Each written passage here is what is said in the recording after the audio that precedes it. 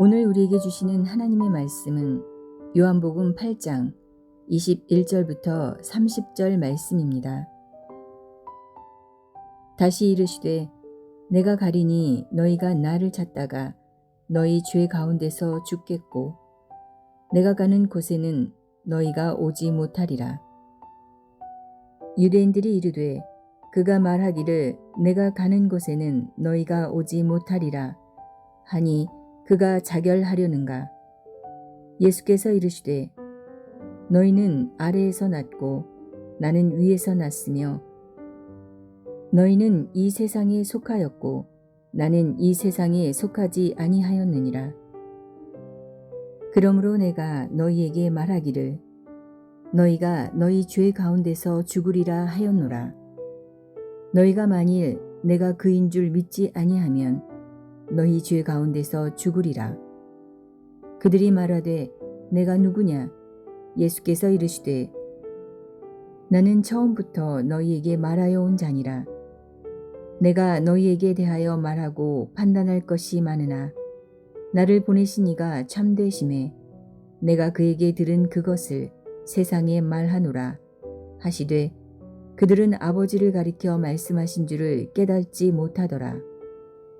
이에 예수께서 이르시되 너희가 인자를 둔 후에 내가 그인 줄을 알고 또 내가 스스로 아무것도 하지 아니하고 오직 아버지께서 가르치신 대로 이런 것을 말하는 줄도 알리라. 나를 보내신 이가 나와 함께 하시도다. 나는 항상 그가 기뻐하시는 일을 행함으로 나를 혼자 두지 아니하셨느니라.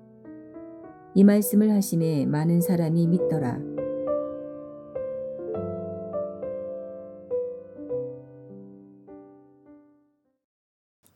예수님은 계속해서 시퍼런 율법의 칼날을 들이대며 자신들이 선민임을 자처하는 유대인들에게 너희는 죄 가운데서 죽을 것이다 라는 독서를 퍼부으셨습니다. 유대인들은 율법과 제사와 할례를 갖고 있는 자기 민족만큼은 죄와 전혀 상관없는 자들이라고 굳게 믿고 있었습니다. 그런데 예수님은 예수님을 알아보지 못하는 자들은 예수님을 찾다가 죄 가운데 죽을 것이라는 말씀을 오늘 본문인 8장 21절과 24절에서 두 번에 걸쳐 반복하셨습니다. 오늘 본문의 첫 절인 요한복음 8장 21절부터 24절에 있는 말씀입니다. 다시 이르시되 내가 가리니 너희가 나를 찾다가 너희 죄 가운데서 죽겠고 내가 가는 곳에는 너희가 오지 못하리라.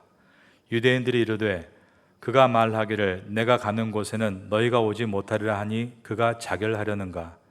예수께서 이르시되 너희는 아래에서 났고 나는 위에서 났으며 너희는 이 세상에 속하였고 나는 이 세상에 속하지 아니하였느니라.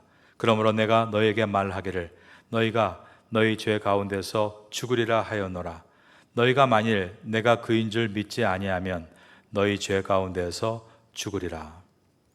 예수님의 이 말씀은 율법을 가지고 그 율법으로 남을 정죄하고 살해하려는 것이 그 자체가 죄이며 그들은 그 율법으로 인해 오히려 죄 가운데서 죽게 될 것이라는 엄청난 선언을 하셨습니다. 24절을 보시면 내가 그인 줄이라는 어구가 들어 있습니다. 이 어구는 우리가 잘 알고 있는 에고 에이미입니다.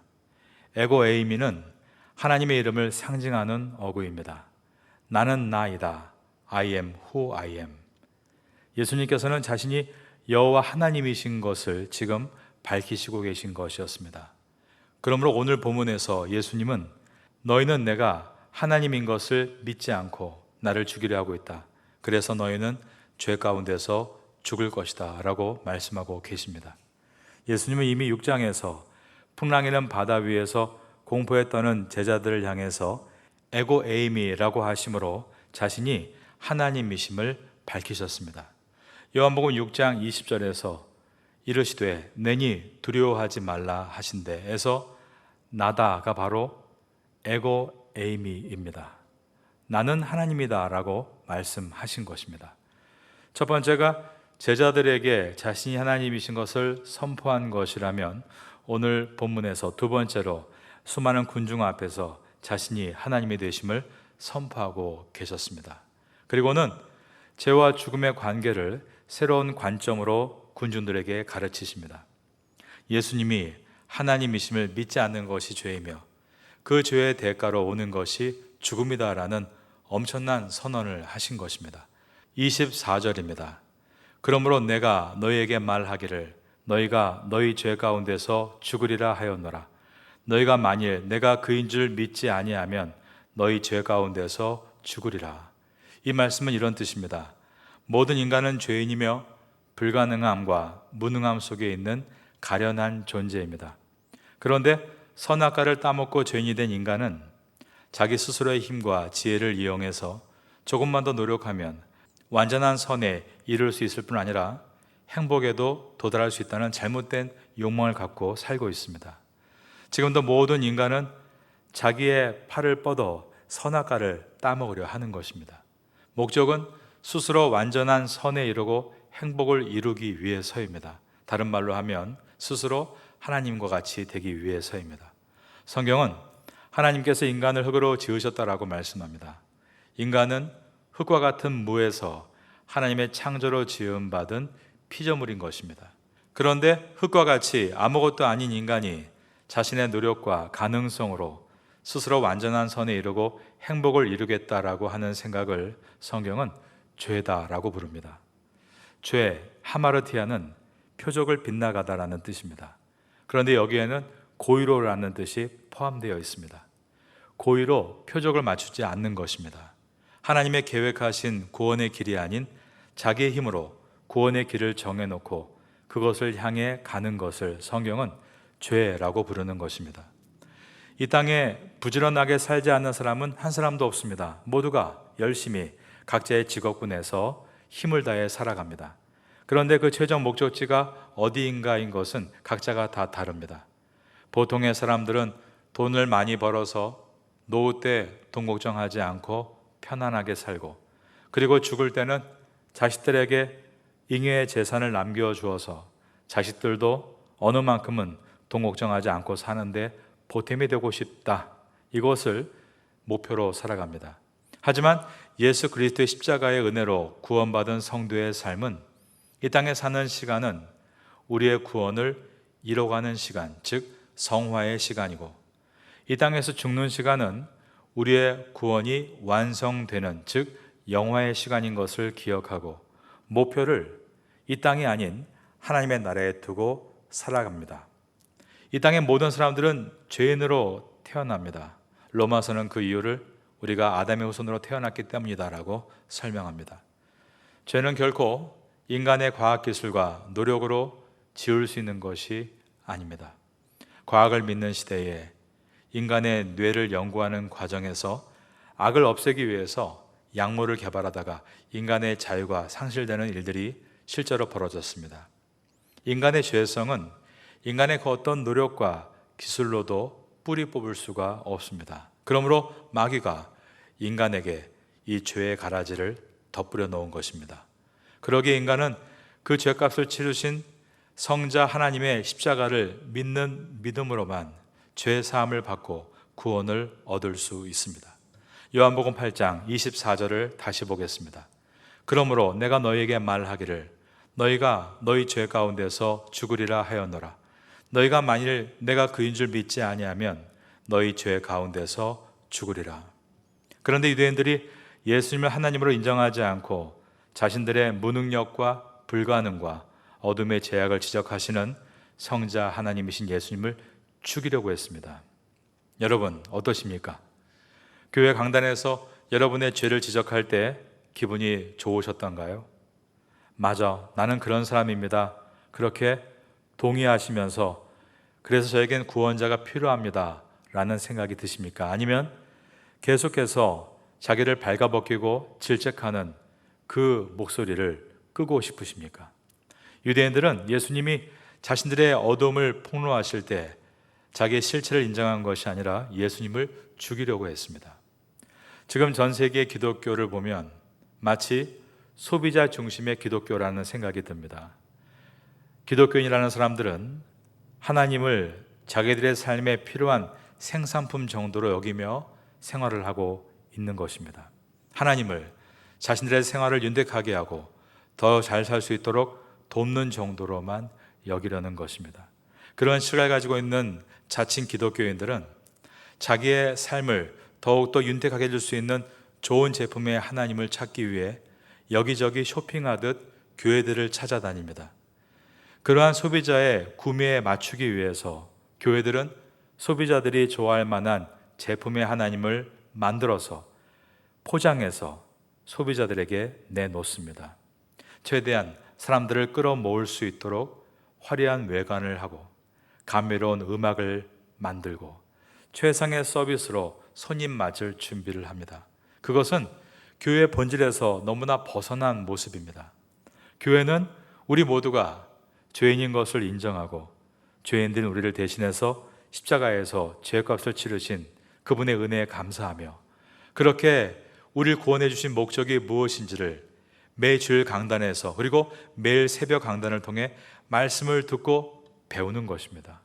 예수님은 자기 자신의 불가능과 무능력을 인정하려 하지 않는 유대인들에게 너희들은 지금 죄를 짓고 있는 것이며 죄 가운데 살다가 죄 가운데서 죽을 것이다 라는 충격적인 선언을 하셨습니다.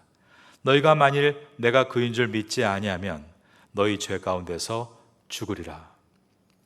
요한복음 8장 이 24절을 잘 묵상해 보십시오. 이 말씀은 바꾸어 말하면 죄와 죽음의 문제는 오직 예수 그리스도에 의해서만 해결될 수 있다라는 뜻인 것입니다. 즉 죄와 사망의 문제는 율법을 지키는 것으로 해결되는 것이 아니라는 말입니다.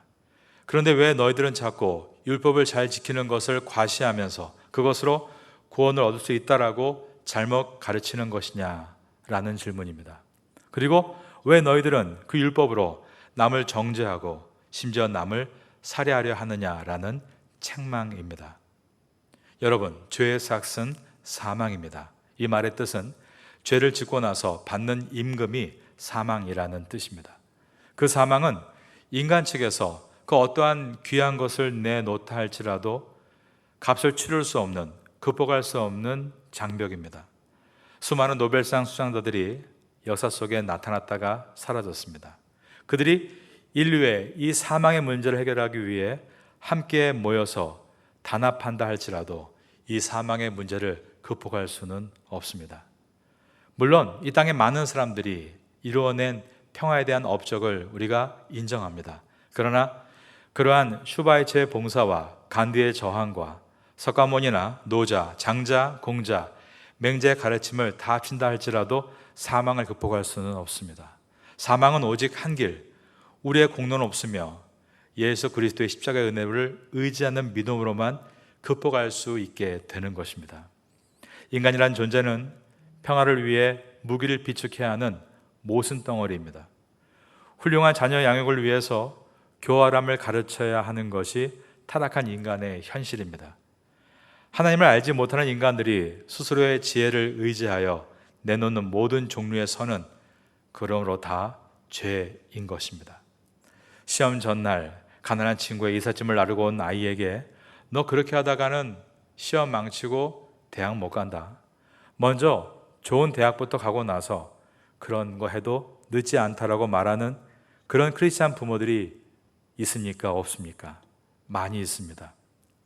성도라고 하는 사람조차도 훌륭하다는 기준을 말씀에 근거한 인격의 성숙에 두지 않고 어떻게 하면 남 위에 올라서는가를 성공의 기준으로 삼고 있는 사람들이 분명 많이 있는 것입니다. 그러면 이런 모습이 아예 없고 늘 남을 잘 도와주고 더 많이 구제하고 선교하면 그것이 하나님의 의에 도달할 수 있는 것입니까? 어느 교회가 더 많이 선교하고 있다, 더 구제를 많이 하고 있다, 요즘은 그렇게 서로를 부추기고 경쟁을 시키는 일이 비일비재합니다. 방송에 나와서 이 교회가 더 잘한다, 저 교회가 더 잘한다. 유대 종교 지도자들은 율법을 적은 작은 책을 옷술에 달고 다녔습니다. 그리고 크게 길거리에서 기도하기도 하고 사흘에 한 번 금식하는 모습을 일부러 보여주면서 자기는 하나님의 사람이라는 것을 과시했습니다. 그들이 구제를 안 했겠습니까? 잘했죠. 바리새인들은 자기의 드리는 11조를 눈앞에서 고스란히 고아와 과부의 구제로 나누어 주기도 했습니다. 그럼에도 그러한 자기 의로 구원에 이를 수 없다라고 예수님께서 말씀하고 계십니다. 오직 유월절 어린 양의 실체가 되셔 오신 예수 그리스도를 믿고 그분의 십자가의 희생으로 죄를 대속받아야만 구원에 이를 수 있다라고 말씀하시는 것입니다. 요한복음은 1장부터 지금 이 8장까지 동일하게 이 이야기를 계속 해오고 있습니다. 죄인들아, 너희의 불가능을 인정하고 하나님의 아들이신 예수 그리스도의 십자가의 은혜를 의지하여 구원에 이르라. 바로 이것이 요한복음 전체의 주제인 것입니다. 그리고 이것이 또한 성경 전체의 주제입니다. 요한복음을 지나면서 우리가 바라보는 예수 그리스도에 대해서 더 깊이 알아가시는 성도가 될 수 있기를 예수님의 이름으로 축원합니다. 요한복음 8장 28절을 보겠습니다. 이에 예수께서 이르시되 너희가 인자를 둔 후에, 이것은 십자가의 사건을 말합니다. 그 후에 내가 그인 줄을 알고 또 내가 스스로 아무것도 하지 아니하고 오직 아버지께서 가르치신 대로 이런 것을 말하는 줄도 알리라. 상반부에 인자를 둔 후에라는 어구에서 들다라고 번역된 헬라어 휩소어라는 단어는 위로 들어 올리다라는 물리적 행동을 가리키는 단어입니다. 이것을 통해서 예수님의 십자가의 죽음을 가리키고 있습니다.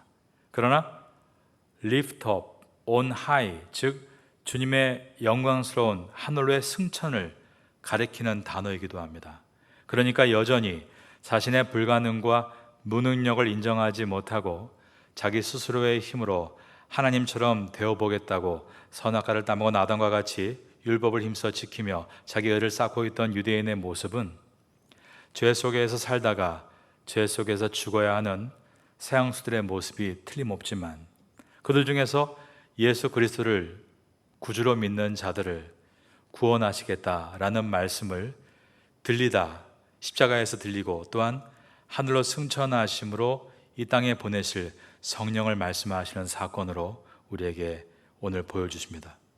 이렇게 예수님의 십자가는 세상의 눈으로 볼 때는 철저한 패배이고 실패처럼 보이지만 하늘의 눈으로 볼 때는 그 어떤 것과 비교할 수 없는 찬란한 영광이요 승리인 것입니다. 이것은 하나님 나라의 삶의 원리입니다. 하나님 나라의 백성들인 성도들은 참 승리의 삶을 살기 위해 삶의 매 순간 예수님과 같이 십자가를 지는 삶을 살아야 한다는 가르침입니다. 우리가 한 달 전까지 공부했던 요한계시록에 보면 이겨야 한다, 이겨라, 끝까지 싸워 이기라라는 말씀이 반복됩니다. 이기라는 것은 무슨 의미일까요?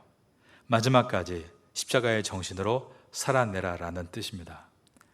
내 백성아, 용서하라, 저주라, 손해를 보라, 용납하라의 의미입니다. 왜냐하면 예수님의 십자가가 용서하시고 손해보시고 용납하는 자리였기 때문입니다.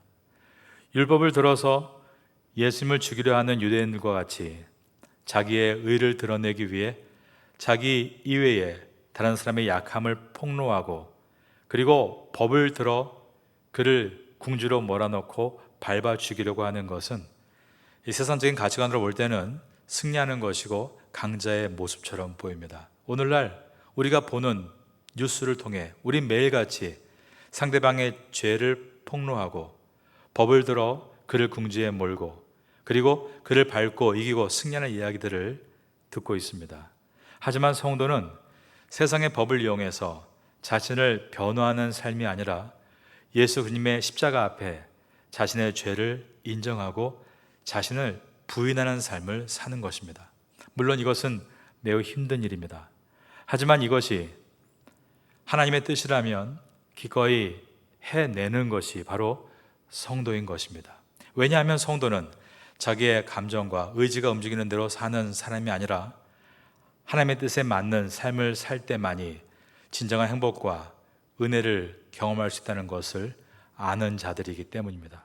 그래서 성도는 어떤 일을 할 때 그 일이 하나님의 기쁨이 되는 일인가, 아니면 내 기쁨을 위해서 하는 일인가를 늘 분별해야 하고, 그 분별한 결과에 하나님의 기쁨이 되는 일을 찾아 나가야 합니다.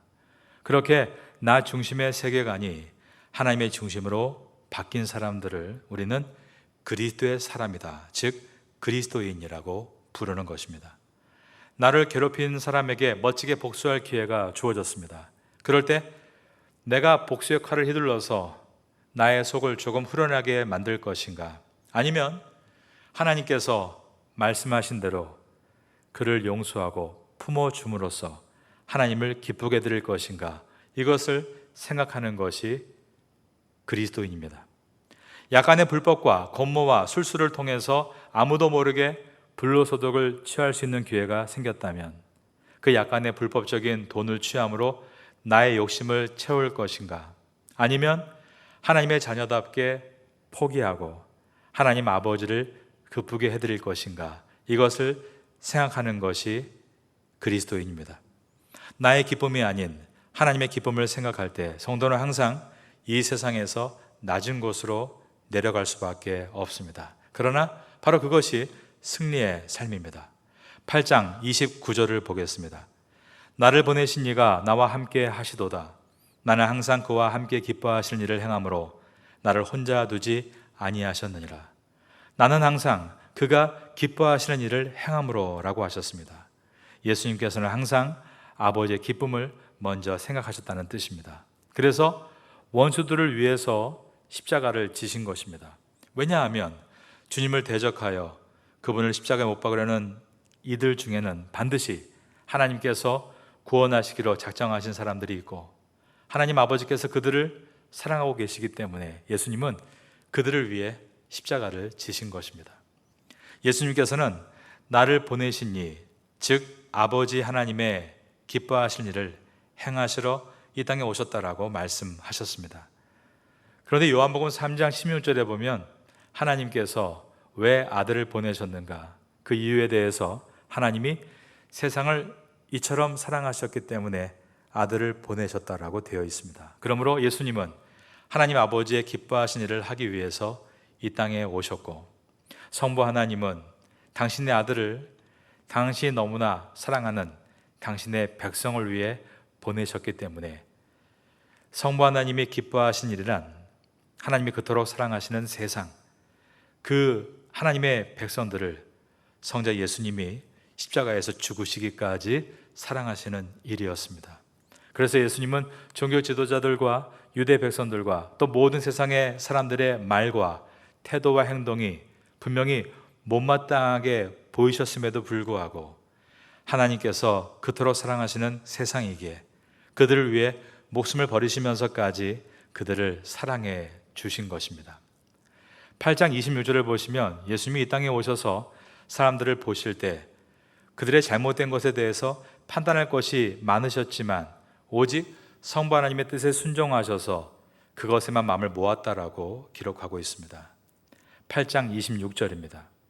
내가 너희에게 대하여 말하고 판단할 것이 많으나 나를 보내신 이가 참되심에 내가 그에게 들은 그것을 세상에 말하노라 하시되, 겉으로는 율법을 잘 지키고 있고 자기가 세상에서 가장 의로운 척하고 있지만 그 속에는 자기에게 손해가 되는 것에 대해서는 언제든지 남을 살해할 수 있는 음흉한 마음을 갖고 있는 그러한 한심한 종교 지도자들과 유대인들을 보시면서 왜 예수님께서 판단하고 싶은 마음이 없으셨겠습니까? 하지만 예수님께서는 그들을 예수님 임의로 판단하지 않으셨습니다. 성부 하나님께서 사랑하신다 선포하셨으므로 그 목적을 위해 자신을 이 땅에 보내신 것이므로 성부 하나님 아버지의 뜻에 순종해서 그들을 위해 목숨을 내어주신 것입니다. 그러니까 하나님께서 기뻐하신 일이란 자기에게 손해와 상함을 끼치는 원수들마저도 하나님이 그들을 사랑하시기 때문에 전심을 다해 그들을 사랑해 주는 것을 뜻합니다. 우리는 십자가를 바라볼 때 두 가지를 항상 생각해야 합니다. 하나님은 죄인인 나를 죽기까지 사랑하셨다. 그리고 하나님은 죄인인 그도 죽기까지 사랑하신다. 그 하나님의 사랑에 내 마음을 모으게 되면 우리는 예수님을 따르는 예수 그리스도의 제자, 그리스도인으로서 이 땅에서 주님이 나만 사랑하신 것이 아니라 모든 이들을 사랑한다는 그 위대한 사랑의 섬김과 헌신이라는 그 사랑의 사명을 감당할 수 있게 되는 것입니다. 그저 내 성질대로 한다면 당장 하고 싶은 말, 하고 싶은 행동이 왜 없겠습니까? 사람마다 다 있습니다. 하지만 우리는 예수님의 십자가의 도, 말씀을 마음에 담고 그 도를 위해 기도하고 순종하는 사람이기 때문에 참아내는 것입니다. 이러한 모습, 예수님을 따르는 그리스도의 삶이 도저히 불가능해 보이는 죄인들을 하나님께로 인도하는 통로가 되는 것입니다. 그러므로 간박했던 남편이 아내가 예수님을 따르며 참아낼 때 그 아내로 인해서 그리스도의 삶을 보게 되고 나중에 그도 예수님을 따르는 그리스도인이 되는 것입니다. 자녀들도 처음에는 세상의 원리에 푹 빠져서 부모님께도 대들고 오히려 자기의 뜻을 주장하다가도 나중에 우리 어머니 아버지가 평생을 따르려고 수고했던 예수 그리스도를 자기 중심의 구주로 모시고 그들도 그리스도인이 되는 것입니다. 예수님께서 그렇게 전심에서 우러나오는 하나님의 기쁨에 대한 삶을 고백하실 때 이것은 위대한 복음이 되어 사람들은 마음을 열고 하나님께로 나오게 되었습니다. 오늘 본문의 마지막 절인 8장 30절입니다. 이 말씀을 하심에 많은 사람이 믿더라. 예수님께서 무슨 기적과 기사를 행하신 것이 아니었습니다. 화려한 미사 여구를 동원해서 대단한 설교를 하신 것도 아니었습니다.